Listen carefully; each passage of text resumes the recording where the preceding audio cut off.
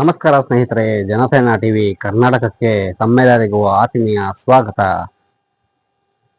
Gas ಇಲ್ಲದೆ ಅಡಿಗೆ ಮಾಡಬಹುದಾ?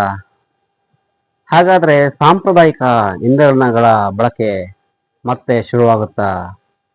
ಹಿಂದೆ ಒಂದು ಕಾಲದಲ್ಲಿ ಸೌದೆ ಒಲೆ ಹಾಗೂ ದಣಿ ಒಲೆ ಸಾಂಪ್ರದಾಯಿಕ ಇಂಧನಗಳ ಮೂಲ ಆಗಿತ್ತು ಸ್ನೇಹಿತರೆ. ಗ್ಯಾಸ್ ಅನ್ನೋದು ಕೇವಲ ಶ್ರೀಮಂತರ ಮನೆಗಳಲ್ಲಿ ಬಳಕೆಯ ವಸ್ತುವಾಗಿತ್ತು, ಬಡವರ ಕೈಗೆ ಎಡಕುತ್ತಿರಲಿಲ್ಲ. ಆದರೆ ಕಾಲಾನಂತರ ಅದರ ಉತ್ಪಾದನೆ ಹೆಚ್ಚಾದಂತೆ ಭಾರತ ಸರ್ಕಾರ ಕೂಡ ಪ್ರತಿಯೊಂದು ಮನೆಯಲ್ಲಿಯೂ ಈ ಗ್ಯಾಸ್ನ ಬಳಕೆಯನ್ನು ಹೆಚ್ಚಿಸಿತು ಸ್ನೇಹಿತರೆ, ಪ್ರೋತ್ಸಾಹಧನವನ್ನು ಕೊಟ್ಟಿತು. ಹಾಗಾಗಿ ಭಾರತ ಸರ್ಕಾರ ನೀಡಿದ ಈ ಪ್ರೋತ್ಸಾಹದಿಂದ ಇಂದು ಪ್ರತಿಯೊಂದು ಹಳ್ಳಿಯಲ್ಲಿಯೂ ಪ್ರತಿಯೊಂದು ಗುಡಿಸಲಿನಲ್ಲಿಯೂ ಸಹ ಗ್ಯಾಸ್ನ ಬಳಕೆ ಇದೆ. ಆದರೆ ಇಂದು ನಡೆಯುತ್ತಿರುವ ಇಸ್ರೇಲ್ ಮತ್ತು ಇರಾನ್ ಅಮೆರಿಕದ ಯುದ್ಧದಿಂದಾಗಿ ಗ್ಯಾಸ್ನ ಬಳಕೆ ತುಂಬಾ ಕಷ್ಟ ಆಗಿದ್ದು, ಭಾರತಕ್ಕೆ ಅತಿ ಹೆಚ್ಚು ಗ್ಯಾಸ್ ಪೂರೈಕೆ ಮಾಡ್ತಿದ್ದಂತಹ ದೇಶಗಳಲ್ಲಿ ಇರಾನ್ ಸಹ ಒಂದಾಗಿದ್ದು, ಅಮೆರಿಕದ ದಿಗ್ಬಂಧನದಿಂದಾಗಿ ಗ್ಯಾಸ್ನ ಬಳಕೆಗೆ ಪರ್ಯಾಯವಾಗಿ ಇಂದು ಹಲವಾರು ಮೂಲಗಳನ್ನ ನೋಡಬೇಕಾಗಿದೆ ಸ್ನೇಹಿತರೆ. ನೋಡಿ, ಈ ಗ್ಯಾಸ್ಗೆ ಪರ್ಯಾಯವಾಗಿ ಯಾವ ಇಂಧನನ ನಾವು ಬಳಸ್ಬೋದು, ಅದು ಅತಿ ಕಡಿಮೆ ವೆಚ್ಚದಲ್ಲಿ ಈ ಇಂಧನ ನಮಗೆ ಬೇಕಾಗಿದೆ ಸ್ನೇಹಿತರೆ. ಅದಕ್ಕಾಗಿ ಭಾರತ ಸರ್ಕಾರ ಹಲವು ಯೋಜನೆಗಳನ್ನು ರೂಪಿಸಿದ್ದು, ಹಿಂದೆ ಬ್ರಿಟಿಷ್ ವಿಜ್ಞಾನಿಯಾಗಿದ್ದ ಹೆನ್ರಿ ಅವರು 1766ರಲ್ಲಿ ಈ ಹೈಡ್ರೋಜನ್ ಗ್ಯಾಸ್ ಅನ್ನು ಕಂಡುಹಿಡಿದರು ಸ್ನೇಹಿತರೆ.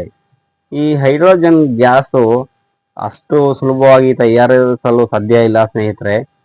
ಇದನ್ನು ನೀರಿನಿಂದ ಬೇರ್ಪಡಿಸಿ ತಯಾರಿಸಬೇಕು. ಈ ಹೈಡ್ರೋಜನ್ ಗ್ಯಾಸ್ ಅನ್ನು ದಿನ ಬಳಕೆಯ ವಸ್ತುವನ್ನಾಗಿ ಪರಿವರ್ತನೆ ಮಾಡಬೇಕೆಂದರೆ ತುಂಬಾ ಕಷ್ಟ. ಆದರೆ ಈ ಹೈಡ್ರೋಜನ್ ಗ್ಯಾಸ್ನ ಯಾವುದೇ ಸಿಲಿಂಡರ್ನಲ್ಲಿ ತುಂಬಿಸೋ ಅವಶ್ಯಕತೆ ಇಲ್ಲದ ಹಾಗೆ ಇದನ್ನ ದಿನ ಬಳಕೆಯ ಅಡುಗೆಗೆ ಅನುಕೂಲವಾಗುವಂತೆ ನಮ್ಮ ಭಾರತದ ಹಲವಾರು ಕಂಪನಿಗಳಲ್ಲೂ ಶ್ರಮ ವಹಿಸ್ತಾ ಇದ್ದಾವೆ ಸ್ನೇಹಿತರೆ. ಭಾರತದ ಸಂಜೀವ್ ಚೌಧರಿ ಅವರ ನೇತೃತ್ವದಲ್ಲಿ Indian oil corporation, Indian institution of science ಮತ್ತು ಇತರೆ ಕಂಪನಿಗಳು ಸಹ ಇದರ ಮೇಲೆ ಸಂಶೋಧನೆಯನ್ನು ಕೈಗೊಂಡಿದ್ದು, ನೋಡಿ ಸ್ನೇಹಿತರೆ, ಈಗ ಇದಕ್ಕಾಗಿ ಒಂದು ವಿಶೇಷವಾಗಿ ರೂಪಿಸಲಾದಂತಹ ಸ್ಟವ್ ಅನ್ನು ತಯಾರಿಸಲಾಗಿದೆ. ಈ ಸ್ಟವ್ ಹೇಗೆ ಕೆಲಸ ಮಾಡುತ್ತೆ ಅಂದರೆ, 1 ಕಿಲೋವ್ಯಾಟ್ ವಿದ್ಯುತ್ತನ್ನು ಬಳಸಿಕೊಂಡು 100 ಗ್ರಾಂ ನೀರನ್ನ ಇದು ಬಳಸುತ್ತೆ. 6 ಗಂಟೆಗಳ ಕಾಲ ನೀವು ಇದನ್ನು ಅಡಿಗೆಗೆ ಬಳಸಬಹುದು ಸ್ನೇಹಿತರೆ. ಹಾಗೆ 6 ಗಂಟೆಗಳ ಅಡುಗೆಗೆ ನಿಮಗೆ ಖರ್ಚಾಗುವುದು ಕೇವಲ 1 ವ್ಯಾಟ್ ವಿದ್ಯುತ್ ಮಾತ್ರ ಸ್ನೇಹಿತರೆ. ಹಾಗಾಗಿ ನೀವು ಯಾವುದೇ ಖರ್ಚಿಲ್ಲದೆ ಕಡಿಮೆ ವೆಚ್ಚದಲ್ಲಿ ಅಡುಗೆಯನ್ನ ಮಾಡಬಹುದು. ಆದರೆ ಇದು ಗೃಹ ಬಳಕೆಗೆ ಎಟಕೋದು ತುಂಬಾ ಕಷ್ಟ. ಯಾಕೆ ಅಂದರೆ ಇದರ ವೆಚ್ಚ ಸುಮಾರು 1,50,000 ಆಗುತ್ತೆ. ಈ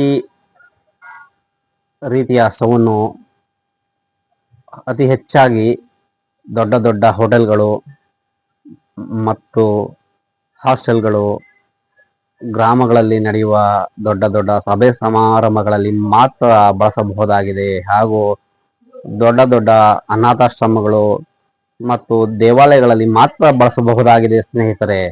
ಮತ್ತು ಇದನ್ನು ನಾವು ಎಲ್ಲ ಕಡೆ ಬಳಸುವಂತಾಗಲು ಇದರ ಉತ್ಪಾದನೆ ಹೆಚ್ಚಾಗಬೇಕು. ಇದರ ಉತ್ಪಾದನೆ ಹೆಚ್ಚಾದಂತೆ ನಂತರ ಇದರ ಬೆಲೆ ಕಡಿಮೆ ಆಗಬಹುದು ಸ್ನೇಹಿತರೆ.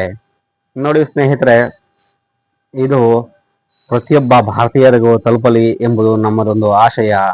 ಬೇರೆ ದೇಶಗಳ ಮೇಲೆ ಭಾರತ ಅವಲಂಬನೆಯಾಗುವುದು ಇದರಿಂದ ತಪ್ಪುತ್ತದೆ ಸ್ನೇಹಿತರೆ. ವಿಡಿಯೋ ನೋಡ್ತಾ ಇರೋ ಎಲ್ಲ ಸ್ನೇಹಿತರು ಈ ವಿಡಿಯೋಗೆ ಲೈಕ್ ಕೊಟ್ಟು ಶೇರ್ ಮಾಡಿ, ಸಬ್ಸ್ಕ್ರೈಬ್ ಮಾಡೋದು ಮರಿಬೇಡಿ ಸ್ನೇಹಿತರೆ. ಜೈ ಹಿಂದ್, ಜೈ ಕರ್ನಾಟಕ ಮಾತೆ.